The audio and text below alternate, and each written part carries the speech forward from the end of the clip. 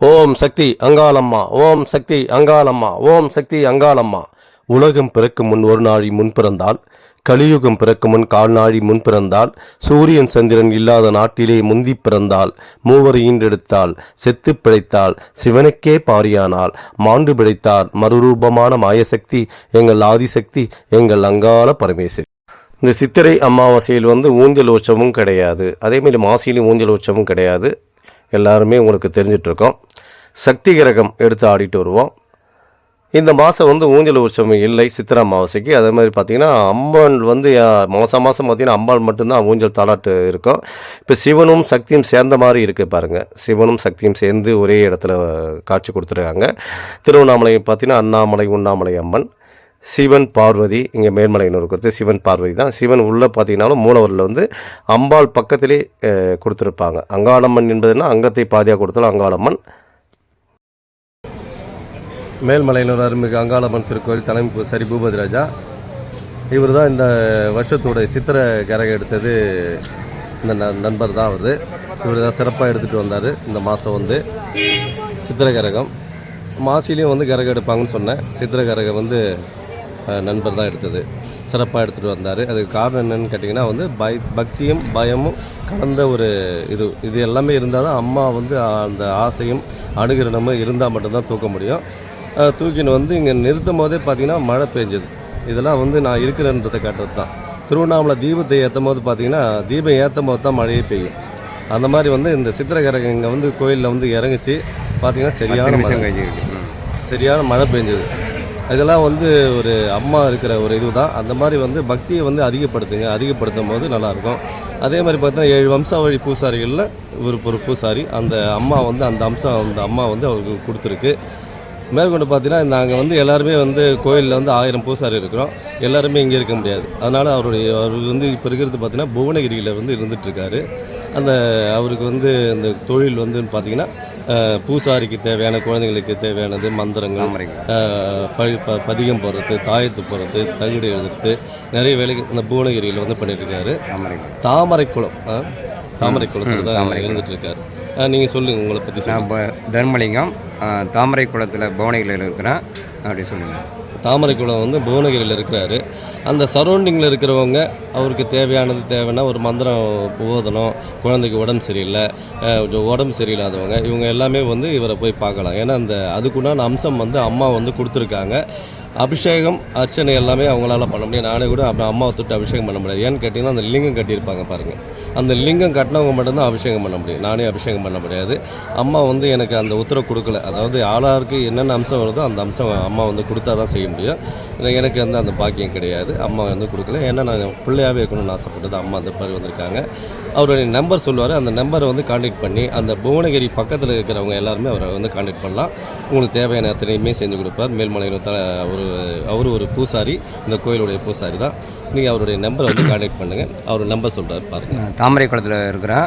கண்டிப்பாக என்னோடய இதுக்கு வாங்க. நம்ம அங்காள பரமேஸ்வரி ஆலயத்திலேருந்து அபிஷேகமும் சிறப்பாக நான் செஞ்சுட்டு வரேன். அதே போல் நான் கரகம் எடுத்துகிட்டு முடிஞ்ச உடனே அரை மணி நேரத்தில் அம்மாவோட மழையை சொட்டு பெஞ்சிச்சு. அதே போல் எல்லோரும் ரொம்ப சந்தோஷப்பட்டாங்க. தாமரை குளத்தில் இருக்கணும். இதுக்கப்புறம் எனக்கு மரம் முடிஞ்சோன்னே நான் புவனகிரிக்கே போய்டும். மறுபடியும் அந்த சன்னதிக்கு மீண்டும் என்னை பாருங்கள். தாமரை குளத்துக்கு வந்துடுவாங்க. உன்னுடைய நம்பர் செல் நம்பர் 63 81 66 80 23. இந்த நம்பரை கான்டாக்ட் பண்ணுங்கள். தாமரை குளம் பக்கத்தில் அந்த ஊர் பக்கத்தில் இருக்கிறவங்க எல்லாருமே இவரை தொடர்பு கொள்ளலாம். என்னையே நிறைய பேர் கும்பாபிஷேகத்துக்கு வாங்க, கோயிலுக்கு வாங்க நிறைய பேர் கூப்பிட்றாங்க. அந்த அம்சம் அம்மா ஆணையிட்ட நிச்சயமாக அந்த கோயிலுக்கு கும்பாபிஷேகத்துக்கு நிச்சயமாக இவர் சிவன் அம்சம் கொண்டவங்கன்னு சொல்லுவாங்க. அது ஏன்னா அந்த லிங்க பூஜை கட்டினவங்க மட்டும்தான் அந்த சிவனுடைய அம்சம். அவங்க மட்டும்தான் அம்மாவை தொட்டு அந்த அபிஷேகம்லாம் பண்ண முடியும். அம்மாவுடைய ஆணைக்கு இணங்க தான் இந்த மாதம் சித்திரை மாதத்தில் அமோகமாக அம்மா இறங்கினாங்க. சித்திரை கரகத்தில் அவர் மேலேயே அம்மா இறங்கி தான் இந்த தடவை ஆடி வந்திருக்கு. ஏன்னா கிட்டத்தட்ட ஒரு 4-5 மணி நேரம் அந்த தலையை தூக்கி வச்சு ஆடிட்டு வரணும். அந்த அம்சம் அம்மா கொடுத்துருக்காங்க. இதுபோல் எல்லாருக்குமே எல்லா அம்சமும் கிடைக்கணும்னா நீங்கள் அந்த விரத வழிபாடுகள் முறையாக அம்மா இது நினைச்ச வழிபாட்டு முறைகள்லாம் கரெக்டாக கடைபிடிச்சிங்கன்னா உங்களுக்கும் அந்த மாதிரி பவர் கிடைக்கும். நன்றி வணக்கம். நன்றி வணக்கம். எல்லாரையும் எங்களை பாருங்கள். நல்லபடியாக குழந்தைங்களுக்கு எந்த குறையும் இல்லாத சிறப்பாக நடக்கும். என்னோடய கையாளவான எல்லாமே சிறப்பாக அமைச்சு கொடுக்கும். நான் நன்றி. அங்காள பரமேஸ்வரி வணக்கம். நன்றி. இப்போ நீங்கள் பார்த்துருந்தது தர்மலிங்கம் அப்படிங்கிறவர் தான் பூசாரி. அது தர்மலிங்கம், லிங்கமே அது கூட இருக்குது பாருங்கள், சிவனுடைய அம்சம் தான் தர்மலிங்கம், அது கடந்து தான் இருக்குது. அதனால தான் வந்து அம்மா வந்து அவர் மேலே ஏறி அம்மா வந்து சக்தி வடிவமாக மாறி அங்கேருந்து வந்து ஆடிட்டு வந்தார். இது யாருமே நீங்கள் நினச்சி பார்த்தா கூட தூக்க முடியுமான்னா தூக்க முடியாது.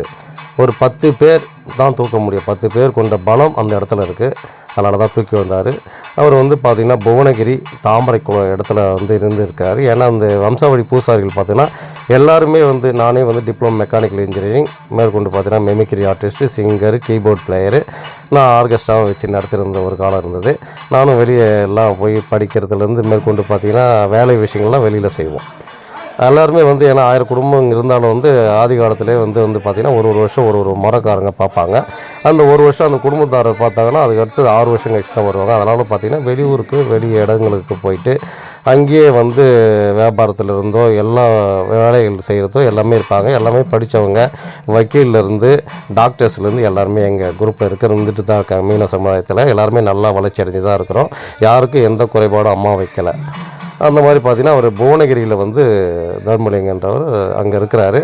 அங்கே இருக்கிற சரௌண்டிங்கில் இருக்கிறவங்க அவருடைய நம்பரை வந்து கான்டாக்ட் பண்ணலாம். எந்த வேலையாக அதெல்லாம் என்னையே வந்து கூப்பிட்டுட்ருக்காங்க. எல்லா ஒரு கோயில்களுக்கும் வந்து ஒன்றும் எனக்கு வந்து அனுமதி வரலை. அம்மாவுடைய அனுமதி கிடைக்குமோ நிச்சயமாக அந்தந்த கோயிலுக்கு வந்து கும்பாபிஷேகம் மற்ற எல்லா விஷயத்தையும் கலந்துக்குவேன். நீங்கள் என்னென்னா வந்து இப்போ வந்து நிறைய பேர்கள் வந்து என்னென்னா சாமி ஆர்வங்க இருக்கிறீங்க, பூசாரிகள் இருக்கிறீங்க, நிறைய பேர் இந்த கலியுகம் வந்து பல பிரச்சனையை கொண்டுட்டு வந்துட்டுருக்கு. அதனால் வந்து முறையான பயிற்சி, முறையான கவனத்தை செலுத்துங்க. இன்னைக்கு ஏமாத்து பேர்கள் நிறைய பேர் இருக்கிறாங்க, ஏமாந்து போகிறாங்க மக்கள் வந்து. அதனால் நம்ம ஏமாற்றக்கூடாது. ஏன்னா ஒரு சிலருக்கு மட்டும்தான் அம்மா வந்து ஆசீர்வாதம் அது கிடைக்குது, எல்லாருக்கும் அந்த ஆசீர்வாதம் கிடைக்கிறதில்ல.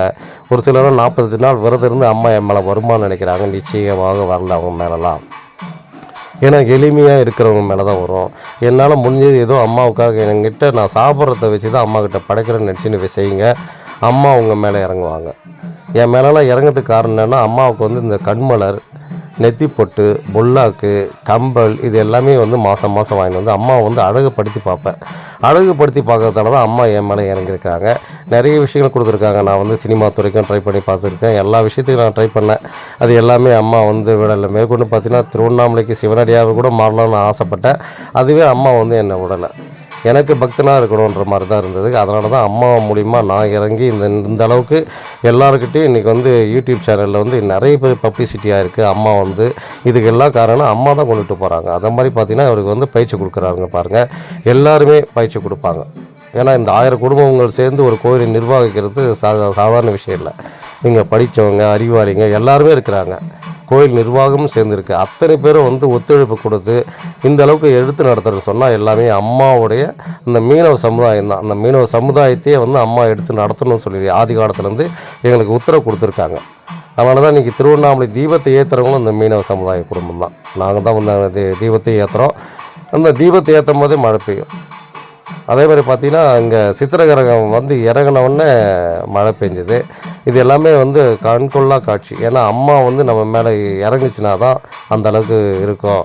முழு சம்மதம் இருக்கணும், முழு வந்து ஒத்துழைப்பு இருக்கணும், அந்த சக்தி இருக்கிறது ஒரு பயம் இருக்கணும் நமக்கு வந்து நம்ம மேலே. ஏன்னா அம்மாவே வந்து இறங்குது அப்படிங்கிற ஒரு பய உணர்வு இருந்தால் தான் அம்மா நிச்சயமாக இறங்கி அருள்வாக்கு எல்லாமே கொடுப்பாங்க.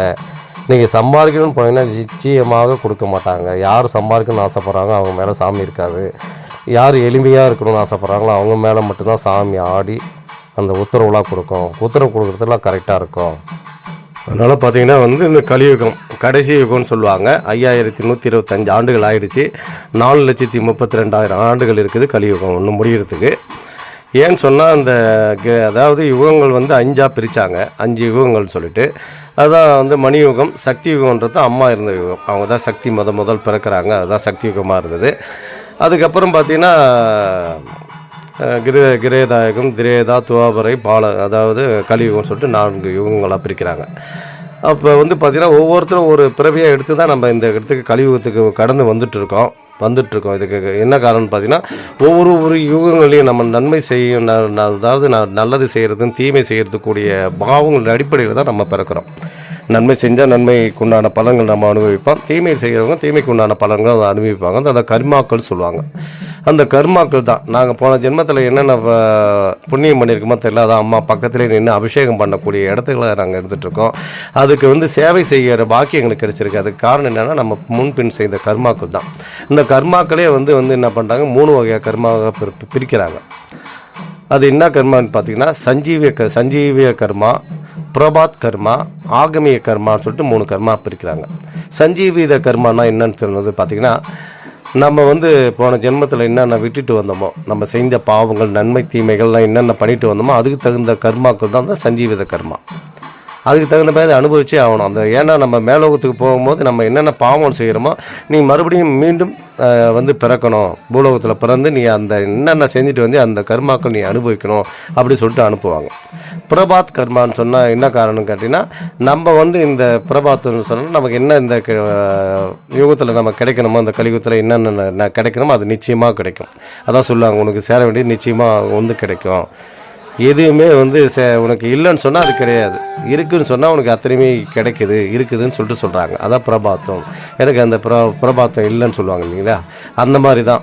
அது 3வது கர்மா பார்த்தீங்கன்னா, அது ஆகமிய கர்மான்னு சொல்லுவாங்க. ஆகமிய கர்மானா இப்போ இந்த கலியுகத்தில் நாம் செய்கிற நன்மை தீமைகள்லாம் நம்ம நல்லது செஞ்சுட்டு போனால் நன்மை அது கூட்டிகிட்டே வரும், தீமை செஞ்சுட்டு வந்தால் அதுக்கு தகுந்த பாவங்கள் கூட்டிகிட்டு வரும். அதுக்கப்புறம் தான் அந்த கர்மாக்கள் அடிப்படையில் தான் நம்ம மறுபடியும் பூலோகத்தில் மீண்டும் பிறக்கிறோம், அதை அனுபவிச்சுட்ருக்கோம். அதனால் பார்த்தீங்கன்னா, இப்போ கலியுகம் பல கொடுமைகள் பல பிரச்சனைகள் 80% பிரச்சனையை தான் அனுபவிச்சுட்டு இருக்காங்க. யாருமே இன்பமாக சந்தோஷமாக இருக்கிறதில்ல. அந்த ஒரு சிலர் மட்டும்தான் இன்பமாக சந்தோஷமாக வாழ்ந்துட்டு இருக்கோம், ஒரு சிலர் மட்டும்தான். இந்த பக்தி ஈடுபாடு இருக்கும்போது தான் அது கொஞ்சம் கொஞ்சமாக அந்த கர்மாக்கள் குறையுது. இந்த கர்மாக்கள் குறையுன்னா என்னென்ன பண்ணணும்னா, அந்த பக்தி ஈடுபாடு வேணும். பாருங்கள், நாங்கள் பூசாரியாக இருந்தாலும் அவர் ஆடி பாடி எந்த அளவுக்கு சந்தோஷப்படுத்தி எல்லாருமே கற்றுக் கொடுக்க பாருங்க. 1000 குடும்பங்கள் இருக்கிறோம், 1000 குடும்பங்களும் எல்லாருமே சேர்ந்து கற்றுக் கொடுக்குறாங்க. எல்லாருமே கலந்துக்குவாங்க. எல்லாரும் கலந்துக்கிட்டு இந்த நிகழ்ச்சியை நல்லா சிறப்பாக செஞ்சு கொடுக்கணும். எல்லாருமே அம்மாவிட்ட வேண்டுவோம், அம்மா நல்லபடியாக இறங்கணுமா, அம்மா நல்லபடியாக எங்களுக்கு நல்லபடியாக குடும்பம்னு சொல்லிட்டு எல்லாருமே வேண்டுவோம். பணங்கிறது அடுத்தது தான். ஏன்னா நமக்கு இந்த பாக்கியம் கொடுத்துக்கிட்டே அம்மா தான். இல்லைன்னா இந்த பாக்கியம் கிடைக்கலாம், நம்மளே இந்த பக்கத்தில் நிற்க முடியாது. நிறைய பேர் லட்சம் மக்கள் வராங்க. சாமியை பார்க்க முடியுமா, அம்மாவை தொட்டு கும்பிட முடியுமா, உள்ளே போனவே அவ்வளோ சந்தோஷப்படுவாங்க. நான் கருவறையில் போய் உள்ளே போய் தொட்டு கும்பிட்டு வந்துட்டேன், அம்மாவை எனக்கு அவ்வளோ பெரிய பாக்கியம் கிடைச்சிருக்குன்னு நினைக்கிறாங்க.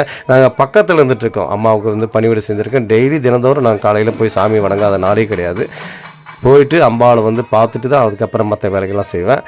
இது வரைக்கும் என்னுடைய எல்லாருக்குமே அந்த பாக்கியம் இருக்குதுன்னு சொன்னாங்க இல்லையா, அந்த மாதிரி பாக்கியம் தான். அந்த கிரகத்தை எடுக்கிறதுக்கு ஒரு பாக்கியம் எனக்கு 15 வயதுலேயே வந்தது. அம்மா எனக்கு கிரகத்தை எடுக்கக்கூடிய பாக்கியம்லாம் கொடுத்தாங்க. இருந்தாலும் எனக்கு அது ஏர்வை இல்லை, எனக்கு எடுக்கணுன்ற எண்ணம் அம்மா உத்தரவு கொடுக்கல. அது ஒரு சிலருக்கு மட்டும்தான். எனக்கு இன்றைக்கி கிடைக்குமான்னு சொல்லிட்டு நிறைய பேர் வந்தாங்க. 60 வயசு 70 வயசானவங்களாம் அம்மா என் மேலே இறங்க மாட்டாங்களாம், அம்மா எனக்கு கிரகத்தை எடுத்து வைக்க மாட்டாங்க, நான் ஒரு தடவையாவது கிரகத்தை எடுத்து பார்க்க மாட்டானான்னு சொல்லிட்டு ரொம்ப பேர் நினைக்கிறாங்க. நீங்கள் நினைக்கிறீங்க வெளியிலேருந்து சாமியை நம்ம பார்க்க முடியாதான்னு. நாங்கள் கிரகம் எடுக்க முடியுமா, எனக்கு அந்த அம்மா உத்தரவு கொடுப்பாங்கன்னு நினச்சி நிறைய பேர் ஏக்கத்தோடு இருக்கிறவங்களாம் நிறைய பேர் இருக்கிறாங்க. அந்த மாதிரி ஒவ்வொருத்தரும் அம்மா உங்கள் மேலே இறங்கியிருக்குன்னு சொன்னால் எல்லார் மேலேயும் இறங்காது. இன்றைக்கி பார்த்தீங்கன்னா சாதாரண ஏழையான குடும்பத்தில் கூட அம்மா ஆடிட்டு வருவாங்க, ஆடுவாங்க. என்கிட்ட ஒன்றுமே இல்லைங்க, எப்படி என் மேலே இறங்கினாங்கன்னு எனக்கே ஒன்றுமே புரியலைங்க. நான் 10 வருஷமாக என் மேலே ஆடிக்கிட்டு இருக்காங்க. இதுக்கு காரணம் என்னன்னு கேட்டிங்கன்னா, நீங்கள் அவங்களுக்கு ஈடுபாடுகள் அவங்களுக்கு அவ்வளோ பிடிச்சி செய்வாங்க. உள்ளே போனாலும் அந்த பூஜை முறைகள் பார்த்திங்கன்னா, பூஜைகள் செய்கிற விதங்கள், அவங்களுக்கு பூக்கள் அலங்கரிக்கிறது, அதுக்கு தேவையானது எல்லாத்தையும் கொடுக்கும்போது பார்த்திங்கன்னா அவ்வளோ சந்தோஷமாக கொடுப்பாங்க. அவங்க என்கிட்ட இருக்கிறது இதாம்மா, நான் என்கிட்ட இருக்கிறத வச்சு நான் உனக்கு பங்கிட்டு கொடுக்குறேம்மான்னு சொல்லிட்டு கொடுப்பாங்க. அதனால தான் பார்த்திங்கன்னா அந்த ஏழைகளுக்காக தான் அந்த கூழ் இன்றைக்கும் அம்மா கூழ் தான் ஊற்றுறோம். எவ்வளோ நவீன காலம்லாம் வளர்ந்துருந்தாலும் இன்றைக்கி அம்மாவுக்கு கூழ் ஊற்றுறோன்னா என்னென்னா அந்த எளிமை தான். இன்றைக்கி ஒவ்வொரு வீட்லேயும் கூழ் ஊற்றுனா போதும், அம்மா இறங்குவாங்க. அதுக்கு தான் அம்மா கூழுக்கு சொந்தக்காரி. இன்றைக்கும் கூழ் ஊற்றி நிறைய திருவிழா நடத்திட்டு இருக்கோம். எவ்வளோ நவீன காலம் வளர்ந்தாலும் இந்த கூழ் ஊற்றுற பழக்கத்தை இன்றைக்கும் விடலை. காரணம்னு சொன்னால் ஏழ்மை எளிமை எல்லாமே அம்மாவுக்கு பிடிச்சது. அதனால் எல்லாருமே வரும்னு சொன்னால் நிச்சயமாக கிடைக்காது. ஒரு சிலருக்கு மட்டும்தான் அந்த பாக்கியம் கிடைச்சிருக்கு. அவங்க முறையாக இன்னும் அளவு போடணுமா, என்ன அளவு போடணும், எத்தனை அளவு விரதம் இருக்கணும், எத்தனை நாள் நம்ம கூட இருந்தால் அம்மா நம்ம முழுசாக வழிநடத்துவாங்க. குரு மேடையில் அமைக்கிறதுக்கு உட்காருங்க. ஏன்னா இன்றைக்கி நிறைய பேர் ஏமாந்து போகிறாங்க. அம்மா மூலியமாக தான் பல விஷயங்கள் இந்த உலகத்துக்கு தெரியப்படுத்தணும்னு ஆசைப்பட்றாங்க. அது ஒரு சிலருக்கு மட்டும்தான் அம்மா அவங்க மேலே ஏறி இறங்குது. எல்லாருக்குமே இறங்குற பாக்கியம் கிடையாது. அப்படி இறங்கும் போது நாமளும் வந்து அம்மாவுக்காக நின்று அருள்வாக்கு கொடுங்க. 4 பேர் 4 விதமாக பேசுவாங்கன்னு நினைக்காதுங்க. இந்த கலியுகம் நம்ம கொடுக்கறது நல்ல நல்ல வாழ்க்கைகளை அனுபவிச்சுட்டு போகிறது தான். யாரும் மறுபடியும் திரும்பி பிறக்கணும்னா அந்த அம்சம் நமக்கு கிடைக்கணும். இதே கோயிலுக்கு நான் மறுபடியும் திருப்பி நான் பூசாரியாக பிறக்கணும்னு சொல்லிட்டு அம்மா விட்டு நான் வேண்டேன். அது காரணம் என்னென்னா அம்மாவோட பக்கத்தில் இருந்துகிட்டு இருக்கேன். அது வந்து அந்த பாக்கியம் எனக்கு கிடைச்சிருக்கு. அதே மாதிரி எல்லாருக்கும் எல்லா பாக்கியமும் கிடைக்கும். அதை நம்ம வந்து நல்ல தேவை எடுத்துக்கிறத பொறுத்து தான் இருக்குது. அதனால் வந்து யாருக்கும் துரோகம் பண்ணுறதோ எந்த விதத்துலேயும் வந்து மற்றவங்க புண்படுற மாதிரி எந்த செயலும் செய்யாதீங்க. நம்ம வந்து நல்லது செய்யாட்டாலும் பரவாயில்ல, நல்லது செய்யாட்டாலும் தீமைகள் செய்யாதீங்க. இப்போ சாமியை நெருங்கணும், அதுக்கு என்னென்ன வழிபாட்டு முறைகள்லாம் சொல்லுங்கள். நிறைய பேர் கேட்குறீங்க. அது ஒன்றும் இல்லை, சொற்பொழிவு ஒரு இடத்துல சொற்பொழிவு போட்டாங்கன்னா உட்காந்து கேளுங்க. ஏன்னா அந்த சொற்பொழிவு போடும்போதே என்னென்னா அம்பாள் வந்து அங்கே வந்து இறங்குவாங்களாம். அதேமாதிரி பாரதம் சொல்லிட்டு சொல்லுவாங்க. அந்த பாரதத்திலே பார்த்தீங்கன்னா மழை பெய்யும். நைட்லாம் வந்து சாமி நின்று வேடிக்கை பார்க்கும். அந்த வேஷங்கள் என்னென்ன வேஷம் போட்டிருக்காங்களோ அத்தனை வேஷத்தையும் வேடிக்கை பார்க்கும். நம்ம அந்த இடத்துல போய் நிற்கும் போது நமக்கு அந்த கருமாக்களானது கொஞ்சம் கொஞ்சமாக குறையுது. மேற்கொண்டு பார்த்திங்கன்னா இந்த பாடல்லாம் அம்பாளுடைய பாடல்கள் பாடுவாங்க. விளக்கு பூஜையெல்லாம் கலந்துக்குவாங்க. கும்பாபிஷேகம் கலந்துக்கிறது, பூஜை முறைகள், யாகம் இதெல்லாம் செய்யும்போது அது எல்லாமே கலந்துக்கணும். இன்றைக்கி பார்த்தீங்கன்னா யாருமே அந்த மாதிரி விஷயத்தை கலந்துக்கிறதே கிடையாது. 100க்கு 10 பேர் மட்டும்தான் அதை செயல்படுத்துகிறாங்க. அதில் வந்து நம்மளும் வந்து கலந்துக்கணும். அந்த கலந்தும் போது அந்த யாக பூஜையில் எல்லாமே கலந்துக்கிறாங்க. தேவர்கள் எல்லாமே அத்தனை பேரும் அந்த இடத்துல வந்து நிற்கிறாங்க. நமக்கும் அந்த பாக்கியம் கிடைக்கும். அது எல்லாருக்கும் எல்லா பாக்கியமும் கிடைக்கிறதில்ல, ஒரு சிலருக்கு மட்டும்தான். இன்றைக்கி யாருமே கலந்துக்கிறதில்ல. சொற்பொழி சொன்னால் கூட போயிடுறாங்க. எனக்கு பிடிக்காது அப்படின்ற மாதிரி போகிறாங்க. அங்கெல்லாம் உட்காந்துங்க, கலந்துங்க. இந்த மாதிரி ஒரு பாடல்கள் பாடுறது, மந்திரங்கள் சொல்கிறது, ராமநாமம் உச்சரிக்கிறன்ற இடத்துலலாம் வந்து பிரச்சனையே வராதுன்னு சொல்கிறாங்க. ஏன்னா ஆஞ்சநேயரே என்ன பண்ணுறாரு, கடைசியாக வந்து ராமாயணம் முடியும் போது கேட்குறாங்க எல்லாருமே, வாங்க நம்ம விண்ணுலகத்துக்கு போகலான்னு சொல்லிட்டு எல்லாமே போகிறாங்க. அப்போ வந்து ஆஞ்சநேயர் மட்டும் போவோம் நிற்பார். என்னப்பா முடிஞ்சு போச்சு, யுகம் முடிஞ்சு போச்சு, அடுத்தது கலியுகம் பிறக்க போகுது, நம்ம எல்லாருமே போக வேண்டியதான், இதுக்கு மேலே வந்து இங்கே இருக்கக்கூடாதுன்னு சொல்கிறாங்க.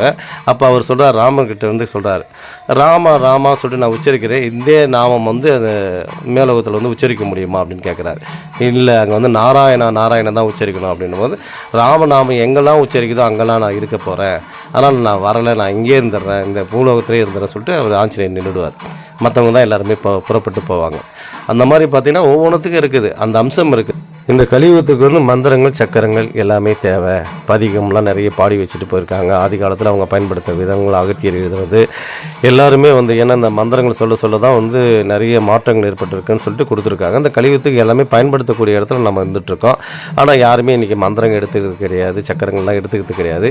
இன்றைக்கி எல்லாருமே மந்திர உபதேசம் எல்லாருக்கும் தேவை. எல்லாமே தெரிஞ்சுக்கிட்டிங்கன்னா நீங்கள் வந்து வாழ்க்கை சிறப்பாக அமையும். அப்போ வந்து நாரத முனிவர் கேட்பவர் வந்து சிவனிடம் கேட்பார், மந்திரங்கள் சொல்லி தான் வந்து மாற்றங்கள் நிகழுமா, ஏன் அப்படியே சாதாரணமாக மாற்றங்கள் நிகழாதான்னும் போது, நீ வேணா மந்திரங்கள் நான் சொல்கிற மந்திரத்தை உச்சரிச்சுப்பாருன்னு சொல்லிட்டு சிவம் சிவாய ஓம் சொல்லிட்டு சொல்கிறார். அப்போ வந்து ஒரு மண்புழுவை பார்த்து சொல்கிறார், இந்த மந்திரங்கள் சொல்லிட்டு மண்புழுவை பார்த்து சொன்ன உடனே சிவம் சிவாய ஓம் சொல்லிட்டு 3 தடவை சொல்கிறாரு. சொன்ன உடனே அது மண்புழுவானது இறந்து போகுது. மண்புழு இறந்த உடனே என்ன பண்ணார், இது வந்து இறக்கக்கூடிய மந்திரமாக தான் இருக்குது, நான் சொன்னதுக்கும் உடனே இறந்து போச்சு அப்படின்னு. நீ ஒன்றுத்தை மட்டும் நீ பயன்படுத்தாது, இதேமாதிரி பயன்படுத்தி பாரு, எல்லாத்துலேயும் பயன்படுத்தி உனக்கு என்னன்னு தெரிய வரும் உனக்கு அப்படின்றார். ஒரு வண்டு ஒரு இடத்துல இருந்துட்டு அந்த வண்டை பார்த்து சொல்லுன்றார். அந்த வண்டு பார்த்து சிவசிவவும் சிவாயவும் சொல்லுவார். சொல்லும்போது என்னன்னா அந்த வண்டும் இறந்துடுது. வண்டி இறந்தவுடனே அது கன்ஃபார்மாக இறக்கக்கூடிய மந்திரமாக தான் இருக்குன்னு, இல்லை நீ மறுபடியும் செக் பண்ணி பாரு சொல்கிறார். ஒரு மான் போயிட்டுருக்கு, மானை பார்த்து இந்த மந்திரங்கள் சொல்லுறாரு. மானை பார்த்து சொல்லும் போது சிவசிவம்னா அந்த மானும் இறந்து போகுது. அடுத்தது ஒரு கன்றுக்குட்டியை பார்த்து சொல்கிறாரு, கன்றுக்குட்டி இறந்த போது நிச்சயமாக அது இறக்கக்கூடிய மந்திரம் தான். ஏன்னா நான் சொன்னது அத்தனையுமே இறந்துடுச்சு. ஃபஸ்ட்டில் மண்புழு சொன்னீங்க, வண்டு சொன்னீங்க, அடுத்தது மானு சொன்னீங்க, அடுத்தது வந்து கன்றுக்குட்டி சொன்னீங்க, எல்லாமே இறந்து போச்சு. அப்போ வந்து இறக்கக்கூடிய மந்திரமாக இருக்குது, நான் இதுக்கு மேலே இதை யூஸ் பண்ணலை அப்படின்றார். இல்லை ஒன்றும் ஒரே தடவை யூஸ் பண்ணிப்பான்னு சொல்லிட்டு ஒரு பிறந்த குழந்தையை பார்த்து சொல்கிறார்.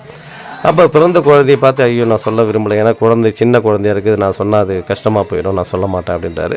இல்லை நீ சொல்லி தான் பாரு, ஒரே தடவை சொல்லிப்பாரு, அதில் என்ன நடக்குதுன்னு தெரிஞ்சுக்குவேன் சொல்லும்போது சிவசிவவோம்னு சொல்லிட்டு மனசுலேயே வேண்டிக்கிட்டு இந்த குழந்தையை சாகக்கூடாதுன்னு சொல்லிட்டு இறைவனை வேண்டிக்கிட்டு சிவசிவவோம் சிவாயவோம் சிவசிவவோம் சிவாயவோம் சொல்லிட்டு 3 தடவை சொல்கிறார். அந்த குழந்தை பேசுது, பிறந்த குழந்தை சிரிக்குது பேசுது.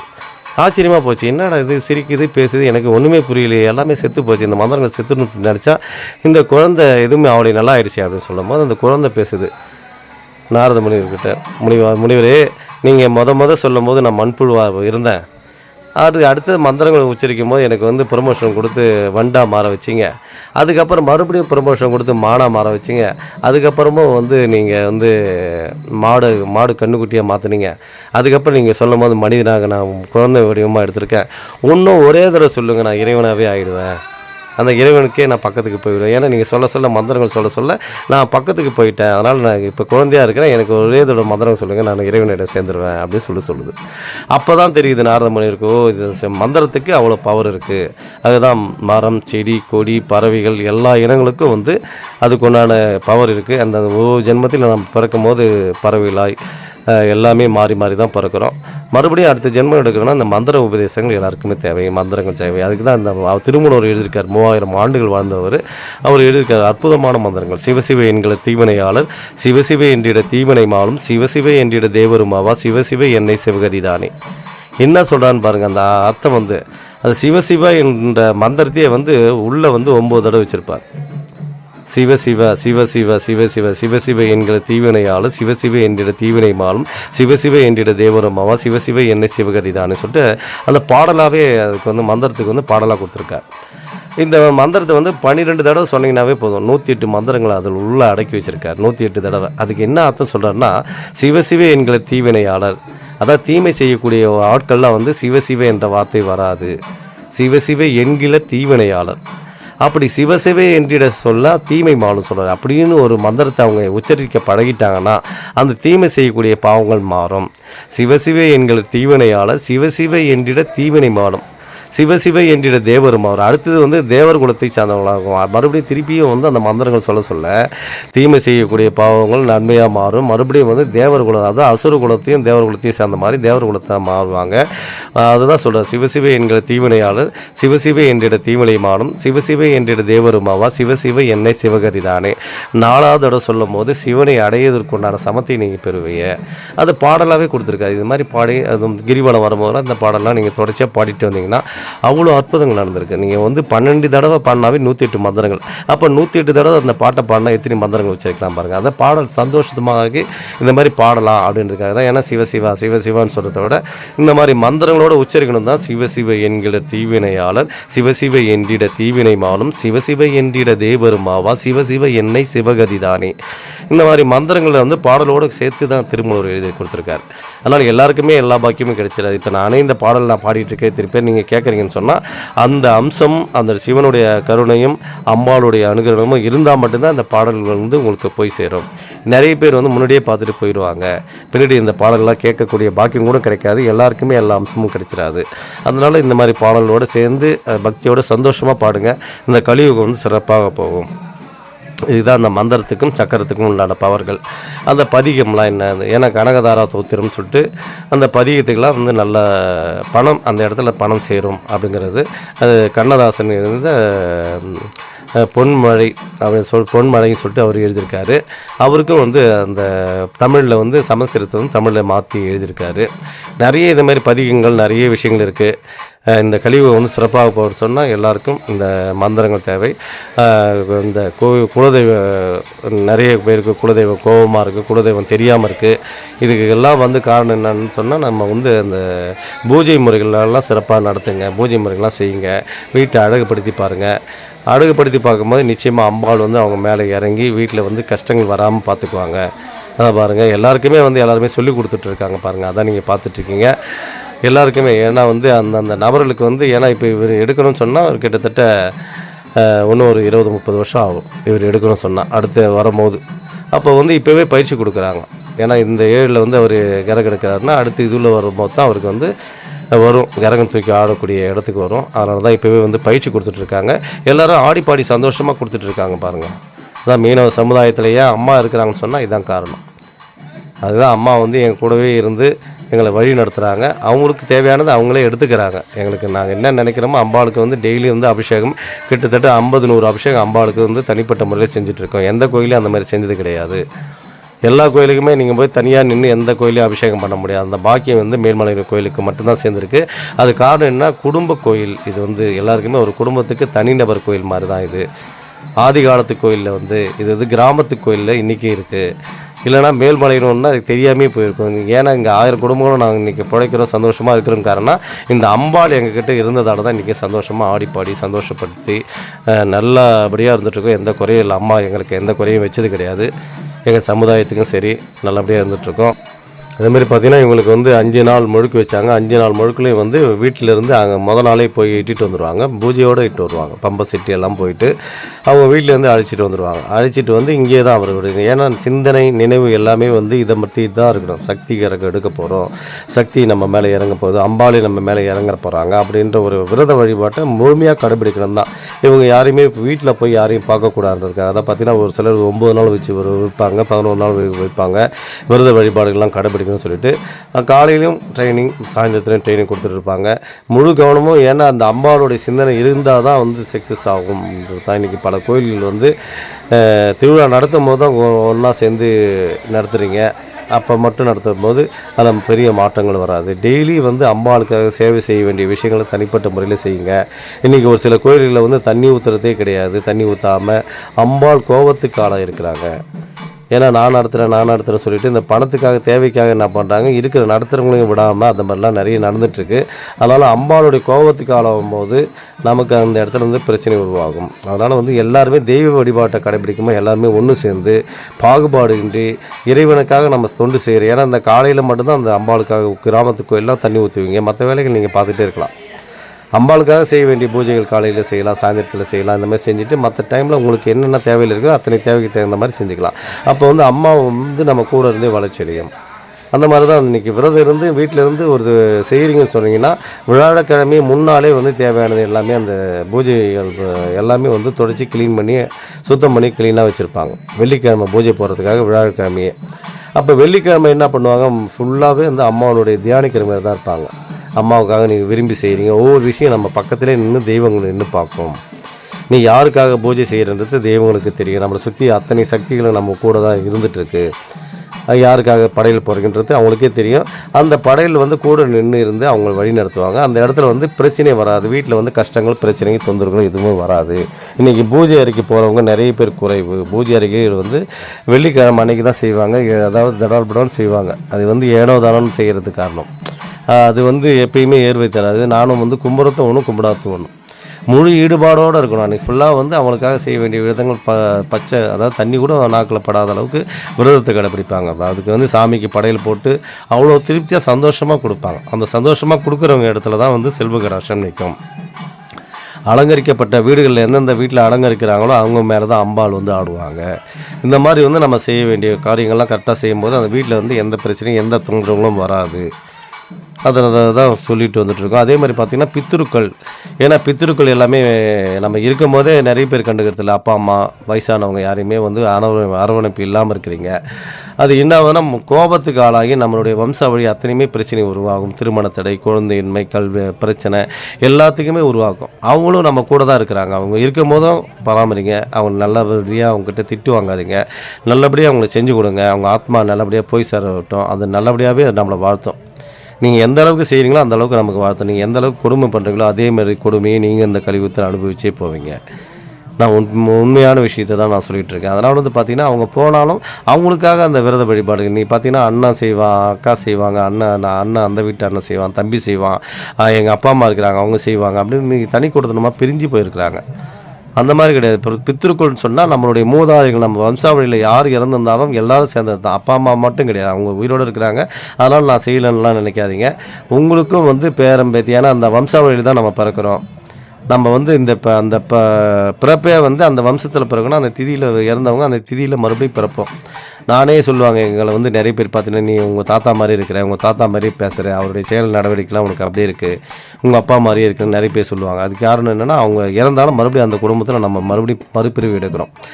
அந்த மாதிரி வந்து அந்த ஆத்மாக்களுக்காக நம்ம நினச்சி அவங்களுக்காக சமைச்சு எல்லாமே விரதத்தை கடைபிடிக்கும் போது அந்த ஆத்மாக்கள் கூட இருந்து சுற்றி சுற்றி வரும். இன்றைக்கி வந்து அந்த பித்ருக்களுக்காக நீங்கள் செய்கிறீங்கன்னா நிச்சயமாக அவங்களுக்கு தெரியும், நமக்காக தான் இந்த படையல் செய்கிறாங்க, நமக்காக தான் கொடுக்குறாங்கன்னு சொல்லிட்டு அந்த கோபத்தையே வந்து அவங்க விட்ட சாபங்கள் கோபங்கள் எல்லாமே தீர்ந்து நமக்கு நல்லதாக கொடுத்துட்ருக்காங்க. அதனால தான் வந்து பார்த்திங்கன்னா அமாவாசை வழிபாடு பித்ருக்களுக்கும் பிரதோஷம், அதாவது பௌர்ணமி வழிபாடு குலதெய்வத்துக்கும் இந்த மாதிரிலாம் வச்சுருக்காங்க. பிரதோஷ வழிபாடுன்னா தோஷங்கள் எந்த தோஷமாக இருந்தாலும் சிவனடி சேரும் போது அந்த தோஷங்கள்லாம் விளைகிடுன்ற ஒரு ஐதீகம் இருக்குது. அந்த மாதிரி எல்லாமே பார்த்து செய்யும்போது நிச்சயமாக உங்களுக்கு வந்து எல்லா அனுகரணையும் கிடைக்கும். இந்த கலியுகம் வந்து சிறப்பாக இருக்கும்னா இது எல்லாமே நம்ம கடைபிடிச்சா மட்டும் போதும். ஒரு குடும்பத்தில் ஒரு நபர்கள் 2 நபர்கள் கடைபிடிச்சினாவே அந்த குடும்பமே செழிக்கும். இன்றைக்கி குடும்பத்தில் உள்ள பல பிரச்சனைக்கு தான் சந்திச்சுட்டு இருக்கீங்க, பல பிரச்சனை போராட்டம் மத்தியில் தான் வாழ்ந்துட்டுருக்கீங்க. அதனால தான் பல பிரச்சனையோடு நம்ம சுற்றிட்டு இருக்கோம். இது எல்லாமே பார்த்து செய்யும்பொழுது நிச்சயமாக அந்த இடத்துல இருக்குது. இன்றைக்கி அவசரமாக வராங்க, அவசரமாக போகிறாங்க. அந்த மாதிரி இருக்காதுங்க. அவசரமாக போகிற முடிவுகள் எல்லாமே வந்து சிறப்பாக இருக்காது. நீங்கள் பொறுமையாக நின்று இன்றைக்கி வந்திருக்கோம், இன்றைக்கி ஃபுல்லாக வந்து அம்பாவை சந்திச்சுட்டு தான் போவேன், அம்பாவை பார்த்துட்டு தான் போவேன். இன்றைக்கி வந்து அந்த கிரகத்தை பார்க்குறதுக்கே நிறைய பேர் வந்தாங்க. இதுமாதிரி சொல்லியிருந்தேன் 12-1 மணிக்கெலாம் அம்மா வந்து அக்னிகோணத்தில் வந்து கிரகம் எடுப்போம், அங்கேருந்து ஆடிட்டு வருவோம்னு சொல்லிட்டு இன்றைக்கி ஊஞ்சல் பார்க்காட்டாலும் பரவாயில்ல, அம்மா சக்தி கிரகத்தையாவது பார்க்கலாம் சொல்லிட்டு நிறைய பேர் பார்க்குறாங்க. அந்த மாதிரி வந்து நம்ம அதை கடைபிடித்து அதை அனுபவிச்சா தான் தெரியும். இன்றைக்கி நிறைய அருள் இருக்கிறதே நிறைய பேர் தெரியாது. கும்பலோட கோயிலுக்கு வந்து போவாங்க, நானும் வரேன், நானும் தான் வந்துட்டுருக்கேன் அப்படின்னு. அந்த விரத வழிபாடுலாம் என்ன, ஏன் விரதத்தை கடைபிடிச்சாங்க, அப்படியே வரும்போது கோவிலுக்கு நீங்கள் கிளம்பிட்டீங்கன்னா சொல்லலாம் கூட அங்கேருந்து அம்மனுடைய மனசில் நினச்சிக்கணும், அம்மனை நம்ம பார்க்கணும், வேறு எந்த பேச்சுவார்த்தையும் இருக்கக்கூடாது. அம்பாளுடைய தியானம் மட்டும்தான் நமக்கு முக்கியமாக இருக்கணும். அதை நினச்சிட்டு வரும்போதே நிச்சயமாக அம்மா நேரடியாக வருவாங்க, உங்களை சந்திப்பாங்க. அதுதான் நடக்கிற விஷயம். பாருங்கள் எந்த அளவுக்கு ஆடிட்டு வராது பாருங்கள். அந்த ஒரே கிரகம் அந்த நபர் வந்து கிட்டத்தட்ட பார்த்திங்கன்னா ஒரு 4 பேர் 5 பேர் சேர்ந்து தூக்க வேண்டிய வெயிட் இருக்கும் அந்த கிரகத்துக்கு. அந்த கிரகத்தை எடுக்கிறாங்கன்னு சொன்னால் அந்த சக்தி வந்து அம்மாள் வந்து அவங்க மேலே இறங்குறதால தான் அந்த தூக்கிட்டு எப்படி கையை வச்சு எப்படி ஆடிட்டு இருக்கா பாருங்கள். இந்த மாதிரி ஆட்டத்தோடு வரணும், ஒவ்வொரு வீட்லேயும் ஆடணும். நிறைய தெருவே வந்து ஊர் ஃபுல்லாகவே சுற்றி வருவாங்க. ஊர் ஃபுல்லாக சுற்றி 12-1 மணிக்கு கிரகம் எடுத்தாங்கன்னா 6 மணிக்கு தான் வரும். அப்போ 5 மணி நேரம் 6 மணி நேரம் நின்று ஆடிட்டு வரணும். ஆட முடியுமா? யோசனை பண்ணி பாருங்கள். இதுக்கு காரணம் என்னென்னா அந்த தெய்வ பக்தி சக்தி பக்தி அதிகமாக இருக்கிறதால தான் அந்த பலத்தை தூக்கிட்டு ஆடிட்டு வராங்க. அது அம்பாலே வந்து மேலே இறங்கிடுவாங்க. நிறைய பேருக்கு பார்த்திங்கன்னா இங்கே அம்பாள் இறங்கிடுச்சுன்னா அவங்களுக்கு என்ன நடக்குதுன்னே தெரியாது. அவங்களே பேசுவாங்க, அவங்களே பலன் சொல்லுவாங்க, அவங்களே தெரியும் நம்ம என்ன பேசணுன்னே தெரியாது. இந்த அளவு போடாதவங்களுக்கு தான் ஒரு சிலருக்கு மட்டும்தான் தெரியும் நம்ம என்ன பேசணும், ஏதோ பேசியிருக்கிறோம் அந்த வார்த்தைகள் கூட ஒரு சிலருக்கு தெரியும். அந்த அளவு போடும்போது தான் சுத்தமாகவே தெரியாது. அது அம்பாள் சொல்லும், எனக்கு இத்தனை அளவு போட்டிங்கன்னா நான் கூட இருந்து வழி நடத்துகிறேன், நான் குருமேடை அமைக்க போகிறேன், அந்த இடத்துல வந்து பல பேர் வந்து கேட்குற அளவுக்கு நான் செய்ய போகிறேன் அப்படின்ற மாதிரி இருக்குது. அந்த மாதிரி வந்து நீங்கள் அம்பாள் நம்மக்கிட்ட யார் விளையாடுறாங்களோ சித்தி விளையாட்டு அம்மா மூலியமாக இருக்குதோ அவங்கெல்லாம் வந்து முறையான பயிற்சி எடுத்துங்க. இன்னும் வேறு சில விஷயங்கள்லாம் கற்றுங்க. சோழி பிரசனம் இருக்குது, வெற்றிலை பிரசனம் இருக்குது, டைம் பிரசனம் இருக்குது, இன்னும் மந்திரங்கள்லாம் இருக்குது, சக்கரங்கள்லாம் இருக்குது. இது எல்லாமே கற்றுக்கிட்டு ஏன்னா நம்ம பல பேர் ஏமாற்றக்கூடிய இடத்துல இருந்துகிட்ருக்காங்க, பல பேர் ஏமாந்து போகிறாங்க, விதை தெரியாதவங்கள்ட்ட எல்லாம் போயிட்டு ஏமாந்து போகிறாங்க. நம்மளால் முடிஞ்ச உதவிகள், ஏன்னா இந்த கலியுகத்தில் வந்து நமக்கு மட்டும்தான் அந்த அருள் பாக்கியம் எல்லாமே கிடைச்சிருக்குது. நீங்கள் பூசாரியாக இருப்பீங்க, சாமியார்கள் ஒரு பக்கம், ரெண்டாவது வந்து இந்த வழிபாட்டு முறையில் அம்மா வந்து அவங்க மேலே இருக்கிறது, எந்த அம்பாளாக இருந்தாலும் பரவாயில்ல, அவங்க ஒரு சிலருக்கு மட்டும்தான் அந்த அனுசரணை எல்லாமே கொடுத்துருக்கு. ஒரு சிலர் சொல்லுவாங்க நான் சாமி ஆடி இருக்கேங்க, வாக்கு கொடுத்துருக்கேன், கரெக்டாக இருக்குதுங்க, இந்த வாக்கு வந்து பொய்யானதே இல்லை, நிறைய பேர் வந்து பார்த்துட்டு போகிறாங்க, நிறைய பேர் சொல்கிறாங்க அப்படின்ற மாதிரி. அந்த மாதிரி நமக்கு வந்து ஒரு சிலருக்கு மட்டும்தான் அந்த பாக்கியம் கிடைச்சிருக்கு, எல்லாருக்கும் கிடைக்கிறதில்ல. அதை வந்து நம்ம அனுபவிக்கணும். ஒரு சில கதைகள் நம்ம சொல்லும் போதே உங்களுக்கு தெரிய வரும், கதைகளும் சேர்ந்து சொல்கிறேன். ஏன்னா இந்த கலியுகத்தில் என்ன மாதிரிலாம் நடக்குதுன்ற விஷயங்கள்லாம் பாருங்கள், சக்தியை அதிகப்படுத்துங்க. ஒரு காரணம் சொல்கிறேன்.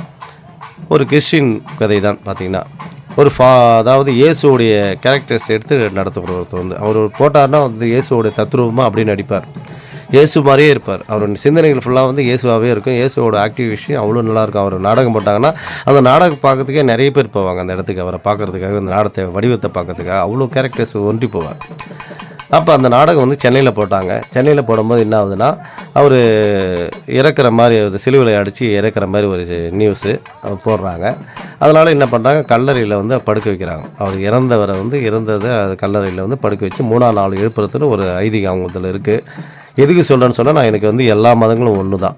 எந்த மதங்களும் வந்து இந்துக்கள்ன்றதால் நாங்கள் எல்லா மதத்தையும் ஒன்றா தான் நினைக்கிறோம். அவர்களையும் சித்தர்கள் இதுதான் நான் பாவிக்கிறோம்.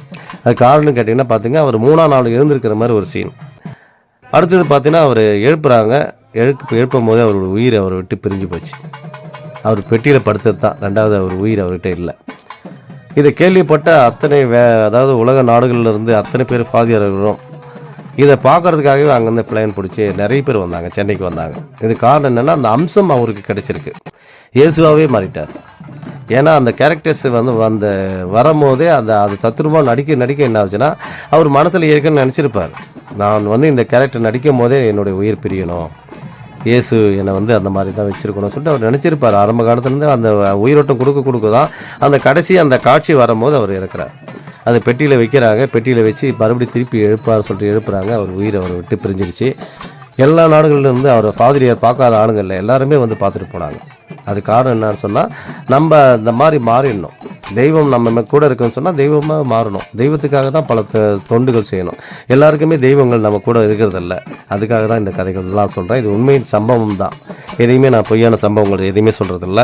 அந்த மாதிரி பக்தி ஈடுபாடுகள் அதிகப்படுது. நீங்கள் எந்த சாமி கும்பிட்டாலும் சரி, நீங்கள் வந்து முஸ்லீமாக இருக்கலாம், கிறிஸ்டினாக இருக்கலாம், இந்துக்களாக இருக்கலாம், நாங்கள் எல்லாமே நான் நினைக்கிறேன்னா, இந்த பூலோகத்தில் எல்லாருமே வாழ்ந்துருக்காங்க. வாழ்ந்த சித்தர்கள் எல்லாருமே வந்து வள்ளலாராக இருக்கட்டும், எல்லாருமே சித்தர்களாக வாழ்ந்து நமக்கு வந்து நிறைய விஷயங்கள் கொடுத்துட்டு போயிருக்காங்க. இந்த சேனலுக்கு வந்து லைக் பண்ணுங்கள், சப்போர்ட் பண்ணுங்கள், ஷேர் பண்ணுங்கள்.